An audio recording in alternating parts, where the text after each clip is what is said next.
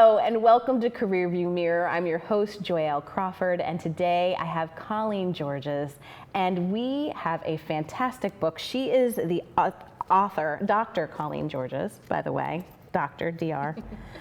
RESCRIPT, the story of you're telling yourself, and it has won multiple awards, and I'm going to show you the book here so that you can see the cover. There it is. Get the book now. It is amazing. It's 8 practices to quiet your inner antagonist, amplify your inner advocate, and author a limitless life. Thank you so much for being here. I'm so excited to be here, finally. Yes, I know. I feel like we talked like a year ago, but it was probably a couple months, but it felt like years ago. And I'm so happy to have you on the show. You're not only an author, you're a coach, you're a speaker, you're everything. So how can you describe for our viewers, what exactly do you do? Sure. Thanks. It's funny, there's not like always an easy way to describe it when people ask me that question.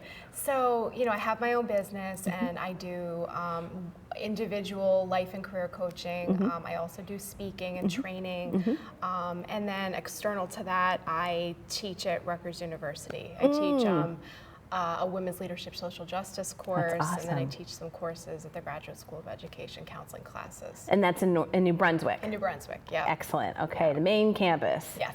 Excellent, excellent. This is so exciting to have you on here. So how did you get started in all of this? I mean, did you just hatch out of an egg and say, I want to be, a PhD and write a book and coach people and teach classes?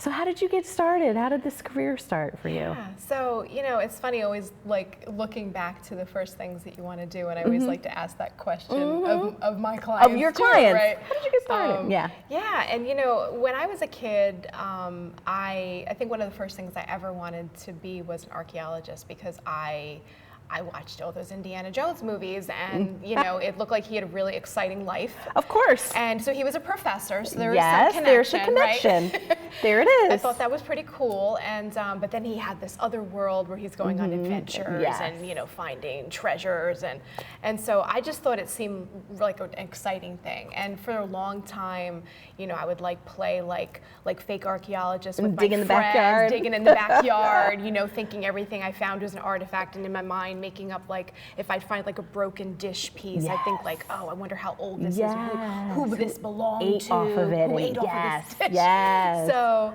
and then most people, there was a period where I wanted to be a singer in 7th grade. I had a time capsule that we dug up, and it said that I was going to be leading my rock band around the country. That sounds fantastic. By the time I was in high school, but I also took a psych class in high school. And I really liked to write, and I really liked the psychology class, and I was a camp counselor in high school. And it kind of just merged into deciding to major in psychology in college, and making the choice. Am I going to write, or am I going to do something in the helping professions? And I ended up ultimately doing both. Yeah. Yes, you did both, and you can do both. You can do both. You could do lots of things. Or more than both, yes. Yeah. So that sounds fantastic. I was also a psychology major, and I also like to write, and so that's interesting how you took all of your favorite loves together and you combined them to make it what you wanted. Yeah. So did you get a degree in psychology, and is that what your PhD is in? Yeah. Okay. So I studied psychology in college, and then I decided to get my master's degree in counseling. So at that point, I think my plan while I was in college, I initially was interested in either working in a psychiatric hospital, or I was also interested in maybe working with the prison population. Okay. And that was my original goal. And then I did an externship during my senior year of college, and it was at what was Marlborough Psychiatric Hospital. They closed a couple of years later.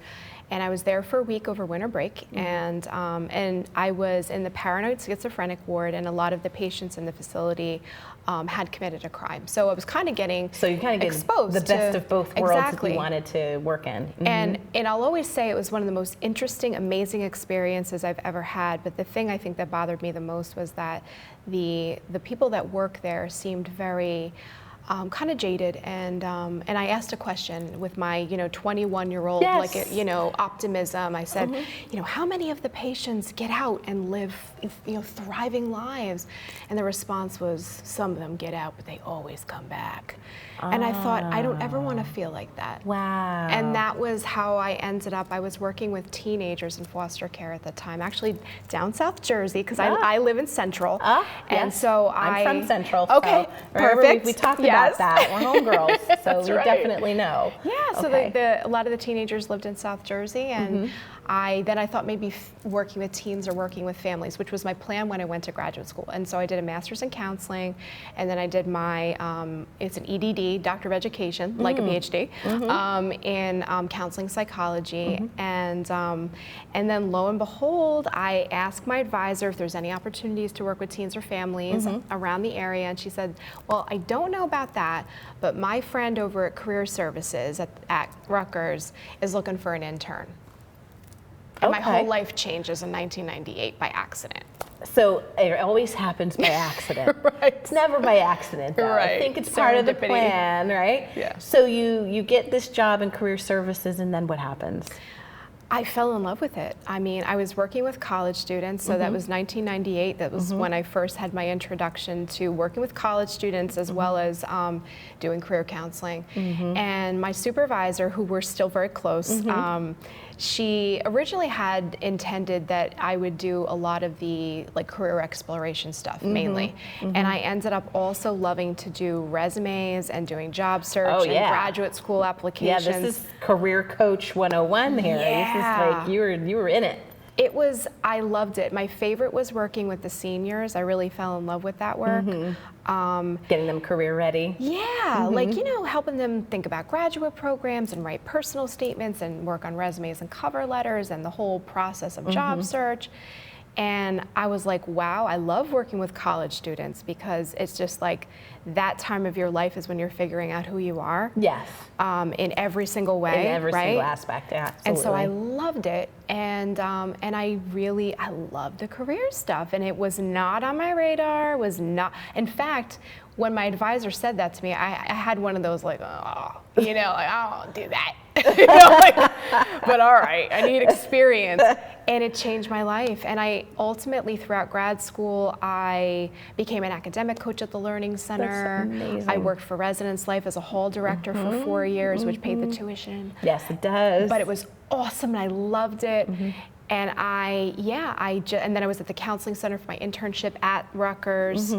And I just, that really is where the whole working with college students began. It's where the whole idea of doing, I think, two things. One, the career counseling work, but also really loving to work with other issues, but with a population where it's not so much about deeper psychological challenges. It's really more about, I'm feeling stuck, I'm feeling confused, and I need help. I need some help, some direction, you know? And there's no classes out there that give direction. We go to school with this idea, or we go to college with this idea that we have this path, and then we're supposed to kind of take the courses, and there's no syllabus to life. Once you get out of college, there's no track that you can follow. So this is really helpful to know that you had your Indiana Jones idea in the beginning, but you're still working in academia. So I mean, you're still getting it together, and maybe your adventures are helping other people explore their careers.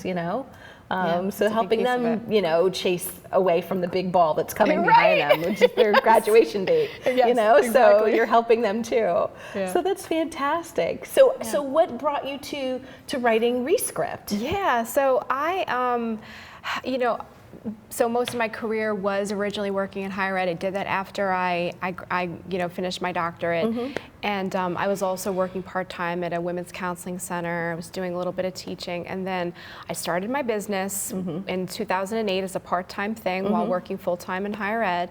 And, but the journey is really like working with students, working with people in the community, and then my own challenges throughout, I would say, a little bit in high school, very much college and graduate school, anxiety and ultimately having panic attacks and just making major changes in the conversations I was having with myself, because I realized that, like many people, I was my own worst enemy. Yes. And I made everything just that much more difficult for myself. Yeah. And that's where this book was born. It's really, I say it's a book about self-talk. It's a lot of, it encompasses goal setting and passions and purpose and all kinds of different stuff.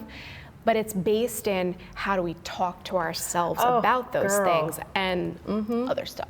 Yes, and so I'm really glad that she gave me a copy of this, because I was like, I needed this yesterday.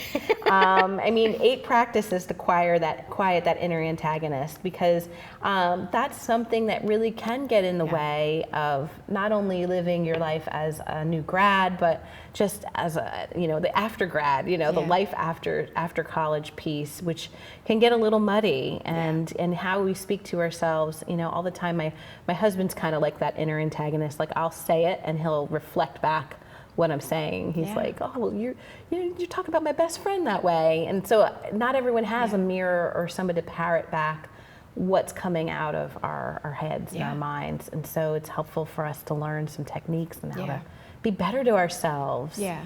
That's so key. So when you came up with the idea of being better to yourself, was that kind of the key to writing the book? Like, what was the main, like, kind of nugget, without giving away the whole book? But, the key is really, I say self-compassion is probably at the core of it, but it's really about how do we get out of our own way to achieve our goals in every area of life. So, looking at each area of our lives, career, and all the, relationships and finances and recreation and self-care, everything. How do we decide, what do I want for myself? How do we create, structure and practices in our own lives to actually accomplish the things we want to accomplish? And there's a whole chapter on that.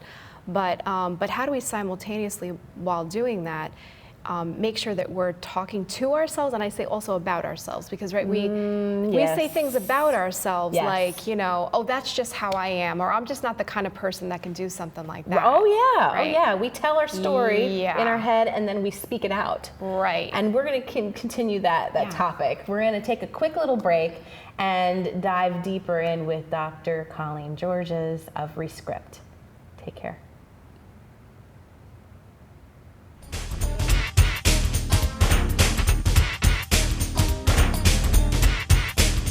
Shelter dogs aren't broken. They've simply experienced more life.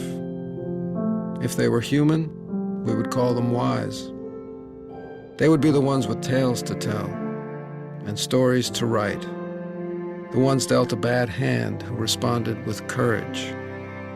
Do not pity a shelter dog. Adopt one.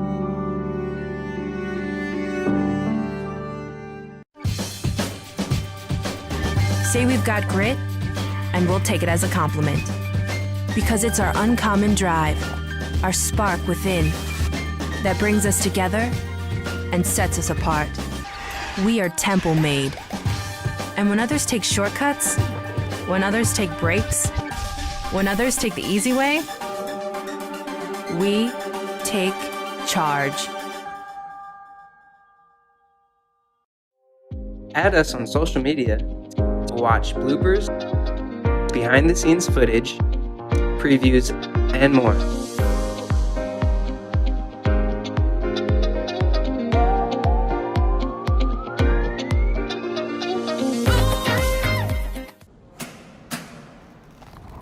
I work 13 hours a day, 6 days a week. So when I'm off the clock, I gotta get stuff done. So when I need a snack, I need something healthy, tasty, and easy to eat. Like wonderful pistachios without the shells. They're protein-powered, delicious, and great on the go. And that's perfect for me. Thanks, Liz. A woman without a lot of time. Whether you're a gourmet cook or just want to eat like one, visit Rostelli Market Fresh, your home for the freshest, locally sourced ingredients to please everyone who loves great food. Our organic meats, quality seafood, and free-range poultry are cut fresh to order. Chefs create culinary-inspired prep foods made fresh every day, which pair nicely with our vast selection of fine wines and spirits. Choose from handmade pastas, artisan cheeses, organic produce, and grocery items, all from the finest purveyors. Rostelli Market Fresh, from our family to yours. RVN TV is a platform for people of any industry to share their story. Over 285,000 viewers are tuning in to RVN TV shows monthly. We guarantee a great experience that you'll be sharing with everyone you know while increasing your personal and company's brand awareness. But what is your brand?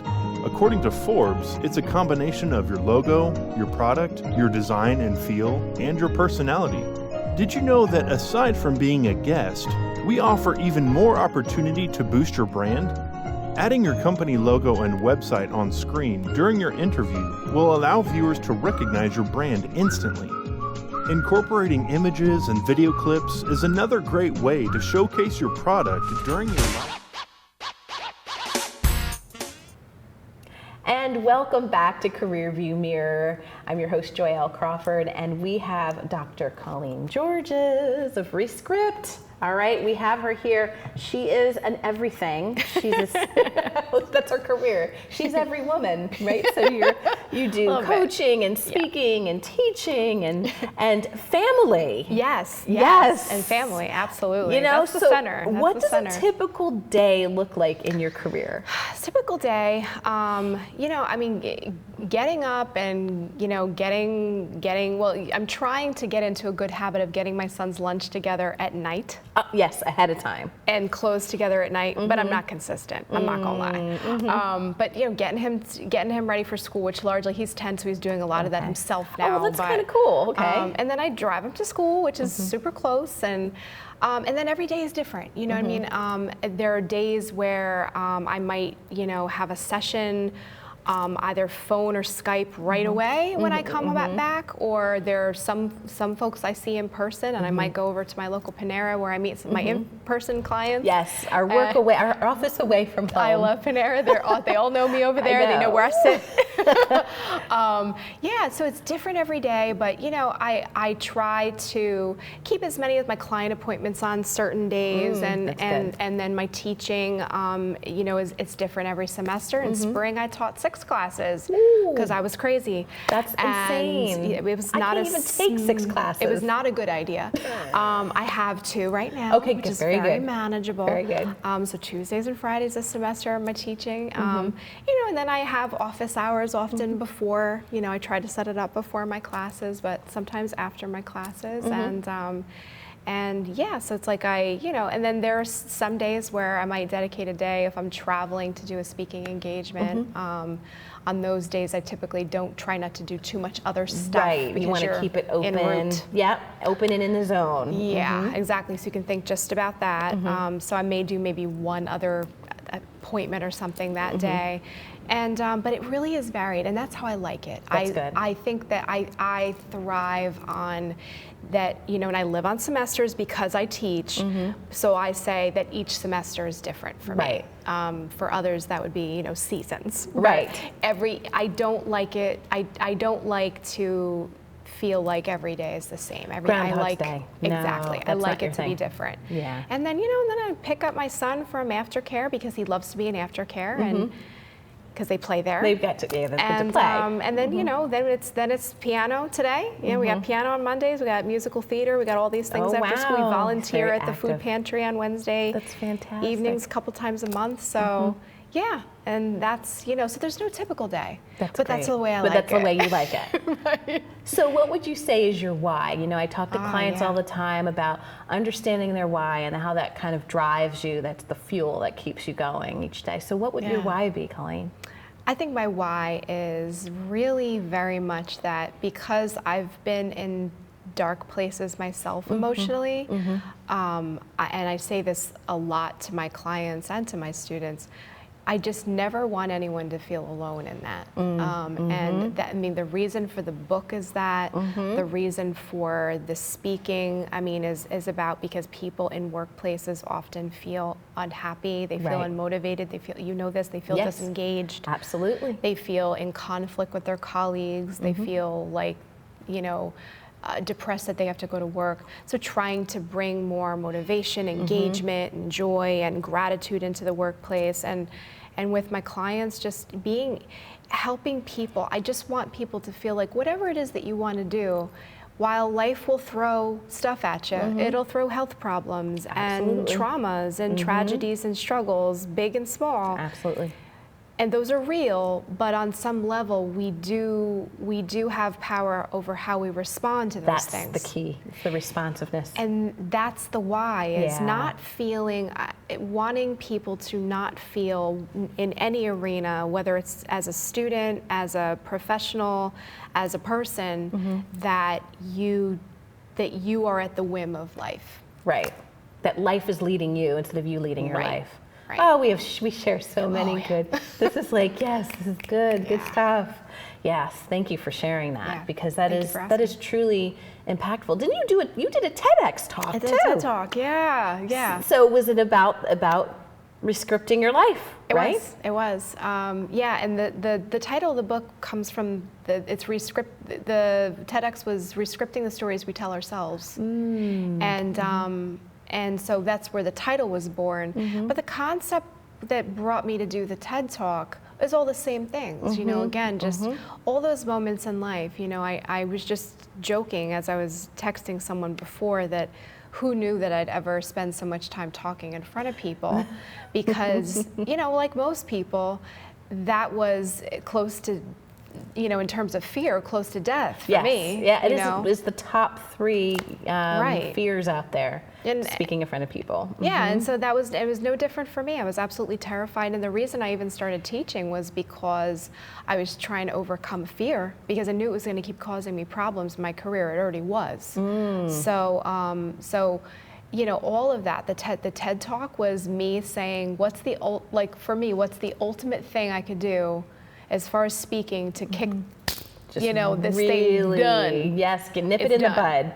So, yeah, that's a vulnerable spot to be in, to share your story and to speak in front of that audience and what have you. So that's key. But facing your fears is also what catapults your career and what helps you to lead your life in a way that you want to lead it instead of it leading you. Yeah. So that's fantastic. So what do you do in rescripting your life? How do you get your self-care, and how do you refill your cup? Because I mean, it's a lot of stuff that you're doing. You wear a lot of hats. So how do you fill your energetic cup? Well, you know, I think it's important to say that I make a lot of the same, you know, and have made a lot of the same mistakes that I'm telling my clients not to make, right? And, you know, and so I would say over the last couple of years, I've been working really hard on, you know, really walking my talk in more areas. Yes. I walk it in a lot of areas, but when it came to balance, you know, as we've discussed, I was not walking it at all. And so something I've done over the last, I'd probably say the last 2 years, is I've made a habit of, when it's 8 o'clock, I shut my computer off, because I basically would sit there and be typing and working on things and answering emails until midnight, and sometimes 2, who knows, you know. Now that's my marker. When it's 7 something, I know we're shutting it down. That's it. And then I love television. I love Hulu. I love Netflix. I'm gonna play. I know there's some folks out there that are just like, TV is awful. TV makes me happy. Yeah, TV makes me happy too. It's kind of it calms the chatter in my brain, so I can just escape to mindless television. What are some of your favorite shows? Oh my goodness. Well, I was watching Succession last night. So that's Succession. I've never heard of this one. Is this new? Yeah, it is. It's in its. Is this the 2nd season, 3rd season, I think? But it's an HBO show, and it's so good. But I mean, we have all kind. We have Walking Dead. I mean, forget it. We have everything. Handmaid's Tale. All of the above. Like my husband and I love television. We share that. And for me, that's another big thing. I love my family. My 2 favorite people to be with are my husband and my son. And that's who I'm with at night, every night, when it's, you know, time for us to just, you know, be together or watch something, or, you know. yeah, that's a big decompressor.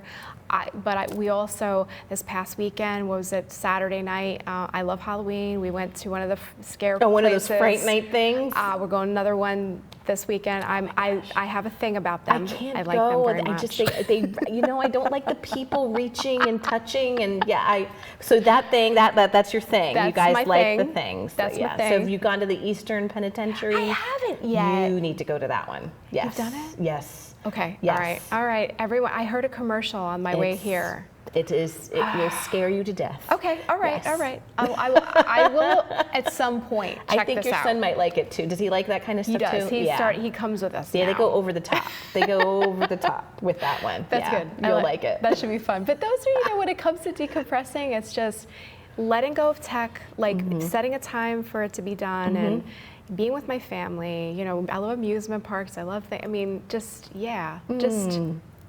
that's it.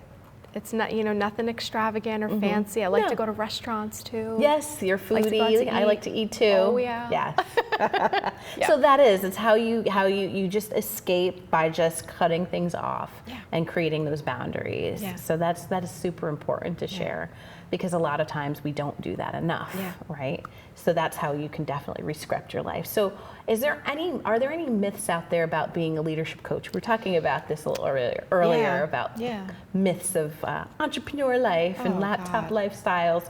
What's one myth out there that you'd like to dispel about being a coach? There was something I was thinking before we started talking, but that's another big one. But the thing I was thinking is that, I find that when clients come to us, there's a perception that we must have got it all figured out. Yes. Right, that we don't have these issues anymore, Right.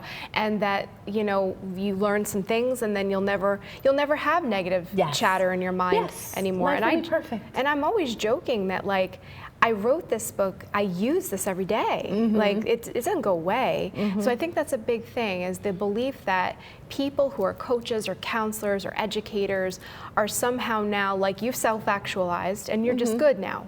So no problem. Yeah. No, it's like life work. You're doing that same work Every on day. yourself every day, and you get better and better at it, and you have tools. Because we're giving those tools to people, so we're using those tools. But I think that's a big thing. And that is so true. Yeah, and then what you said earlier when we were chatting about that idea of, like, oh, you're sitting on the beach. Yeah. No, you're not. It's work. Yeah. Being an entrepreneur it's a whole different type of work. Yeah. It's more diverse, it's more varied. You do obviously choose what your schedule looks like. But your home and work are the same thing. Yeah. They coexist. They do. And you have to learn how to not turn the TV on during the day. Absolutely. Because Big no-no. Yes. Because then nothing gets done. Right. There's nothing worse than, like, I'll be doing a coaching a client, and I have to put Dr. Phil on mute, and I'm like, this is not good. Yeah, because like that needs its space. Yes. So that space for me is nighttime. Yes. But and just like that, it is awesome to have your own thing. Like, I wouldn't do it any other way, right? But it's still hard work. Yeah, and it is, and it's about making the time so that that it doesn't take all of your life away. Right. So that's a really big thing that I want to work on, is making sure that I find space for my joy, and my family time. So that's really good. Those are some great things. So here's the last question. Yeah. What are one or two career tips that you would share with your younger self? Yeah. Like, what do you know now that you'd like to have told little Colleen, back then? I think that one of the most important things is that there isn't that you have to choose one thing. I think that that's an important thing. Is I always thought I was odd because I wanted to do multiple things. Right. And that there isn't one way to, like, because I think I just, like many people, thought, like, okay, the goal is like the salaried full-time thing, And when I decided to walk away from that, I think I really did think, am I crazy? Am I doing a crazy thing? This is so risky. So I think I would tell myself, just follow your heart. Don't think too hard about it. Like, yes, you should plan and not make hasty decisions, but realize that what each person wants is different. And that you're not crazy just because you know, want a little different, a little extra different in your life. Yeah, that's one thing. And I think, the other thing is that, and this goes back to what we're just kind of talking about, I think that it took me a really long time to understand that it was okay to not do. Yeah. And like just recently. Like really just recently. You talk about it and it's, but in the end, that voice that whispers when you sit down to relax, you should be doing something. I'm at a place right now where I'm finally embracing just being. Oh, you're so good. I bow down to you. But it's very new, very new. It's going to take some more practice on my hands to do it. Be a human being, not a human doing, is one of my friends says. That's it.